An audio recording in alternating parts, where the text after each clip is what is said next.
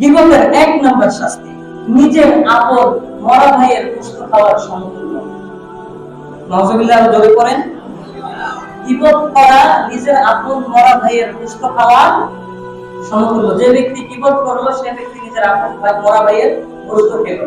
বলেন নাউজুবিল্লাহ। পবিত্র কোরআনুল কারীমের সূরাতুল হুজুরাতের 12 নম্বর আয়াত আল্লাহ তাআলা বলেন, ওয়ালা তাজাসসু ওয়ালা ইয়াগতাব বা'দুকুম বা'দা আইয়ুহিব্বু আহাদুকুম আন ইয়াকুলা লাহমা আখিহি মাইতা। আল্লাহ তাআলা বলেন, হে মুমিনরা, তোমরা শোনো, তোমরা একে অপরের গোপনীয় বিষয়গুলোকে অনুসন্ধান করিও না, এবং একে অপরের গীবত করিও না। গীবত করতে নিষেধ করেছেন কে? গীবত করতে স্বয়ং নিষেধ করেছেন কে? গীবত করা হারাম। গীবত করা কি? আল্লাহ তাআলা গীবত করতে নিষেধ করেছেন। তারপরে আল্লাহ বলেন, আইয়ুহিব্বু আহাদুকুম আন ইয়াকুলা লাহমা আখিহি মাইতা। তোমাদের মধ্যে কি কেউ নিজের আপন মৃত ভাইয়ের গোশত খেতে পছন্দ করবা? আমরা কি পছন্দ করব? আমরা কেউ আমাদের নিজের মৃত ভাইয়ের গোশত খাবো? পছন্দ করব? কেউ করবে না, দুনিয়াতে কেউ করবে না। আল্লাহ বলতেছেন, ফাকারিহতুমুহু, অবশ্যই তোমরা এটাকে ঘৃণাই করবা। তোমরা তো এটাকে কি করবা? ঘৃণাই করবা। ওয়াত্তাকুল্লাহ, সুতরাং আল্লাহকে ভয় করো, গীবত করিও না। আল্লাহকে কি করো? ভয় করো, গীবত করিও না। ইন্নাল্লাহা তাওয়াবুর রহিম, আল্লাহ তাআলা তাওবা কবুলকারী, আল্লাহ তাআলা তাওবা কবুল করে নেন, অসীম দয়ালু। সুতরাং যদি কেউ গীবত করে থাকো, আল্লাহ তাআলার কাছে তাওবা করো, আল্লাহ মাফ করে দেবেন। যারা গীবত আমাদের সবার দ্বারাই জানতে অজান্তে গীবত কি হয়ে যায়? এজন্য আল্লাহ তাআলার কাছে আমরা তাওবা করব। আমরা আল্লাহ জীবনে কোনোদিন, আজকে থেকে তাওবা করেন, আর জীবনে কোনোদিন গীবত করব না। কেননা হাদিস কোরআনের আয়াত, আল্লাহ যে ব্যক্তি দুনিয়ার জমিনের মধ্যে এক তারা পরিমাণ গুনাহ করবে, কবরে যাওয়ার পর দুই পাশের মাটি এমন করে চাপ দিবে, চাপের সাথে কবরের হাড়টি চুরমার হয়ে যাবে। নাউজুবিল্লাহ পড়ে। তার মানে কোনোভাবেই দুনিয়ার জমিনে থাকা অবস্থায় বিন্দু পরিমাণ গুনাহ যাতে আমার দ্বারা সংগঠিত না হয়, এই চেষ্টা করা। পারবো তো ইনশাআল্লাহ? আল্লাহ তাআলা আমাদের সবাইকে হেফাজত করুন, বলি আমিন। গীবতের 2 নাম্বার ক্ষতি। গীবতের কয় নাম্বার ক্ষতি? 1 নাম্বার ক্ষতি কি বলছিলাম? নিজের আপন মৃত ভাইয়ের গোশত খাওয়া গীবত করা সমান। 2 নাম্বার, যে ব্যক্তি গীবত করবে, গীবতকারীর কবরের মধ্যে আল্লাহ তাআলা আযাব দিবেন, আযাব। নাউজুবিল্লাহ পড়েন। আমার কথা আজকে বুঝতে কষ্ট হইতেছে আপনাদের? তাহলে একটু হ্যাঁ না সুবহানাল্লাহ আল্লাহ জোরে বলবেন, পারবেন না? আল্লাহ কবুল করুন, বলি আমিন। তারপরে 2 নম্বর শাস্তি, কবরে আযাব দিবেন। ইবনে মাজাহ শরীফ, সুনানে ইবনে মাজাহ 349 নম্বর হাদিসের বর্ণনা। এই হাদিসের বর্ণনাকারী হচ্ছে আবু বকর রাদিয়াল্লাহু তাআলা আনহু।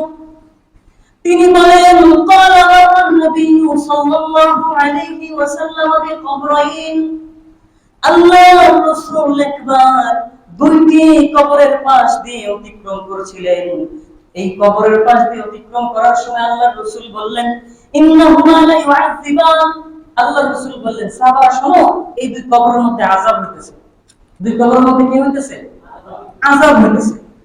তারপর আল্লাহর হাবিব বলেন, ওয়ালা ইউআযিবানি ফি কাবীর, কোন কঠিন অপরাধের কারণে তাদের কবরে আযাব হচ্ছে না। বড় কঠিন অপরাধ, এগুলোর কারণে কবরে কি হইতেছে না? আযাব হইতেছে না। 2টা কারণে আযাব হইতেছে। কি? আল্লাহর হাবিব বলেন, আম্মা আহাদুহুমা ফায়ুআযিবু ফিল বাউল, একটি কবরে আযাব হচ্ছে ওই ব্যক্তি প্রস্রাব করার সময় প্রস্রাবের ছিটা থেকে বাঁচতো না। প্রস্রাব করে, প্রস্রাব করার সময় প্রস্রাবের ছিটা আসে না এরকম? এই ছিটা থেকে সতর্ক থাকতে হবে। এই ছিটা থেকে বাঁচতো না বিধায় তার কবরে আযাব হইতেছে। মাত্র প্রস্রাবের ছিটা থেকে কি হয়? কি করতো না? বাঁচতো না। তো আল্লাহ তাআলা বলেন, ইন্নাল্লাহা ইউহিব্বুত তাওয়াবিনা ওয়া ইউহিব্বুল মুতাতাহহিরিন। আল্লাহ তাআলা পবিত্রতা অর্জনকারী এবং তাওবাকারীকে আল্লাহ তাআলা ভালোবাসেন। যারা পবিত্রতা অর্জন করবে, তাদেরকে আল্লাহ তাআলা অবশ্যই ভালোবাসবেন। এখন আমাদের দেশে একদল আছে, এরা বলে যে ঢিলা গ্রুপ ব্যবহার করা যাবে না। আছে না? আসেনি?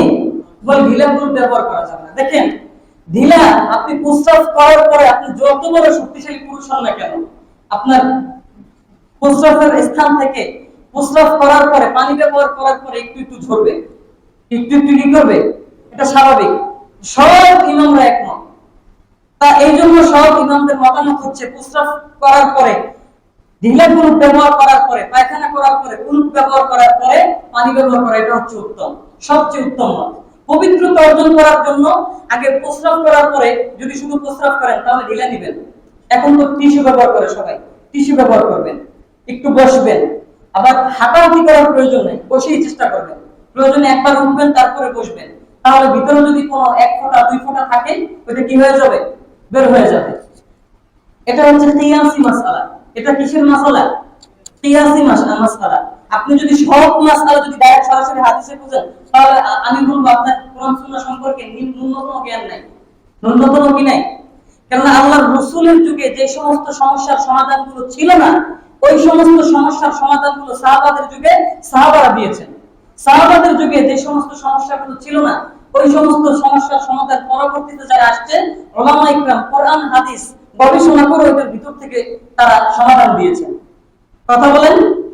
তো এই জন্য ঢিলাগুলো অবশ্যই কি করা লাগবে, এটা সাহাবাদের সুন্নাহ। ঢিলাগুলো প্রস্রাব করার পরে, ঢিলা করার পরে পানি ব্যবহার করা কাদের সুন্নাহ? কথা বলেন, কাদের সুন্নাহ? সাহাবাদের সুন্নাহ। আল্লাহ তাআলা আমাদেরকে এই আমলটুকু করার তৌফিক দান করুন, বলি আমিন।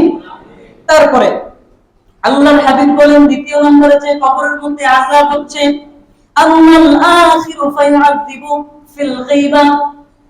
ওই ব্যক্তি গীবত করে বেড়াতো, এই জন্য ওই ব্যক্তির কবরের মধ্যে শাস্তি দেওয়া হচ্ছে। কবরের মধ্যে শাস্তি, দুইটা কবরে। এক কবরে শাস্তি হচ্ছে প্রস্রাবের ছিটা থেকে বাঁচতো না, হ্যাঁ। দ্বিতীয় নম্বরে হচ্ছে যে ওই ব্যক্তি গীবত করত। তো গীবত যারা করবে তাদের অবস্থা কি হবে? এরকম এমনই হবে, কবরের মধ্যে আযাব ভোগ করতে হবে। কবরের আযাব কি সহজ? কথা বলেন। আচ্ছা, একটা মোমবাতি জ্বালাইয়া মোমবাতির উপরে নিজের আঙ্গুলটা 5 মিনিট ধরে রাখতে পারবেন? কথা বলেন। সামান্য একটা মোমবাতি, ওইটার আগুনের তেজ আর কতটুকু? আর আল্লাহ তাআলা জাহান্নামের আগুনকে 3000 বছর ধরে পাথর দিয়ে আগুনের তেজকে বাড়াইতেছে। আলহামদুলিল্লাহ করেন। 3000 বছর, 3000 বছর পর্যন্ত প্রচলিত জাহান্নামের আগুনের মধ্যে আল্লাহ তাআলা গুনাহগারদেরকে ফেলে দিবেন। অনেক সহজ বিষয়। কথা বলেন। এজন্য জাহান্নামের আগুন থেকে বাঁচার দরকার আছে না নাই? গীবত করে নাকি ছেড়ে? কথা বলেন। অবশ্যই গীবত করার কোন সুযোগ ইসলাম দেয় নাই। তারপরে 3 নাম্বার গীবতের ক্ষতি। গীবত হচ্ছে ব্যাপকতর সুদের অন্তর্ভুক্ত। নতুন শুনলেন কথাটা?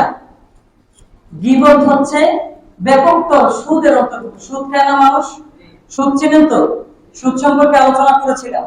আল্লাহর রাসূল বলেন সুনানে আবু দাউদ শরীফ 4876 নম্বর হাদিসের বর্ণনা। এই হাদিসের বর্ণনাকারী হচ্ছে সাঈদ ইবনে যায়েদ রাদিয়াল্লাহু তাআলা আনহু। তিনি বলেন ক্বালা রাসূলুল্লাহ সাল্লাল্লাহু আলাইহি ওয়াসাল্লাম ইন্না মিন আরবার রিবা আল ইস্তিফালাতু ফি ইরজিল মুসলিম বিগাইরি হক। আল্লাহর রাসূল বলেন অন্যায়ভাবে কোন মুসলমানের আত্মসম্মানে আঘাত করা, অর্থাৎ কোন মুসলমানকে মুসলমানের প্রতি মিথ্যা আরোপ করা, গীবত করা ব্যাপকতর সুদের অন্তর্ভুক্ত। নাউযুবিল্লাহ করেন। যারা গীবত করবে, সুদ খায় না, আল্লাহর ওলি ভালো মানুষ, কিন্তু গীবত করে, কিয়ামতের দিন দেখবে যে তার আমলনামায় সুদে ভরা, সুদের গুনাহে ভরা। জিজ্ঞাসা করবে ফেরেশতাদেরকে, কি হলো, আমি তো জীবনে সুদ খাই নাই, তাহলে সুদ আসলো কোথা থেকে? তখন বলবেন দুনিয়াতে গীবত করছিলা। তাফসীর ইবনে কাসিমের বর্ণনা আসছে, দুনিয়াতে যে গীবত করছিলা, ওই গীবত করার কারণে তোমার আমলনামায় সুদের গুনাহ আল্লাহ লিখে দিয়েছেন। তো এই জন্য গীবত করার কোনো সুযোগ ইসলামে নাই। বারবার বলতেছি, গীবত ছেড়ে দেন ভাই, গীবত ছেড়ে দেন। উলামা ইকরাম আপনাদের ভালো চায়, আপনাদের খারাপ চায় না, আপনাদের ভালো চায়। আমরা আমাদের প্রত্যেকের চিন্তা ভাবনা এমন হওয়া দরকার যে আমার সামনে আমার এক মুসলমান ভাই যাতে জাহান্নামের অন্তর্ভুক্ত হয়ে না যায়। এজন্য প্রত্যেকেই আমরা গীবত ছেড়ে দেওয়া আমাদের জন্য উপকার, আমাদের জন্য কল্যাণ। আল্লাহ আমাদের সবাইকে গীবত থেকে হেফাজত করুক, বলি আমিন। তারপরে 4 নম্বরে যে ব্যক্তি গীবত করবে আল্লাহ তাআলা তাকে লাঞ্ছনা অপদস্থ করে ছাড়বেন। গীবতকারীকে আল্লাহ কি করবেন? লাঞ্ছনা অপদস্থ করে ছাড়বেন। আবু দাউদ শরীফের 4880 নম্বর হাদিসের বর্ণনা। এই হাদিসের বর্ণনাকারী হচ্ছে আবি বারজাল আসলামী রাদিয়াল্লাহু তাআলা আনহু। তিনি বলেন, ইয়া ক্বালা রাসূলুল্লাহ সাল্লাল্লাহু আলাইহি ওয়াসাল্লাম, আল্লাহর রাসূল সাল্লাল্লাহু আলাইহি ওয়াসাল্লাম বলেছেন, ইয়া মা'শারা মান আমানা বিলিসানিহি। আল্লাহর রাসূল বলেন, হে মানুষ সকল, যারা মুখে মুখে ঈমান এনেছো, ওয়ালাম ইয়াদখুলিল ঈমানু কলবান, কিন্তু অন্তরের মধ্যে ঈমানকে প্রবেশ করাইতে পারো নাই। মুখে মুখে ঈমান আনছো কিন্তু অন্তরের মধ্যে ঈমানকে প্রবেশ করাইতে পারো নাই। তোমরা শোনো, লা তাজতাবুল মুসলিমিন, তোমরা গীবত করিও না। আল্লাহর রাসূল বলতেছেন, তোমরা মুসলমানদের গীবত করিও না, এক মুসলমান অপর মুসলমানের গীবত করিও না। ওয়ালা তাত্তাবিউ আওরাতিহিম, এবং তাদের দোষ চর্চা করিও না, দোষ তালাশ করিও না। ফাইন্নাহু মান ইত্তাবা'a আওরাতিহিম, কেননা যে ব্যক্তি তাদের দোষ তালাশ করবে আল্লাহ তাআলাও তাদের দোষ তালাশ করবে। যে ব্যক্তি মুমিনদের দোষ তালাশ করবে, এক মুসলমান হইয়া অপর মুসলমানের দোষ তালাশ করবা, আল্লাহ তাআলাও তোমাদের দোষ তালাশ করবে। ওয়া ইয়াত্তাবি'আল্লাহু আওরাতুহু, আর যে ব্যক্তির দোষ আল্লাহ তাআলা তালাশ করবে, আল্লাহ তাআলা ওই ব্যক্তিকে লাঞ্ছনা, অবমাননা, অপদস্থ, বেইজ্জতি করে ছেড়ে দিবে। যে ব্যক্তি মুসলমানদের দোষ তালাশ করবে আল্লাহ তাদের দোষ তালাশ করবে, আর আল্লাহ যাদের দোষ তালাশ করবে তাদেরকে বেইজ্জতি করে তারপরে ছেড়ে দেবে। নাউজুবিল্লাহ পড়েন।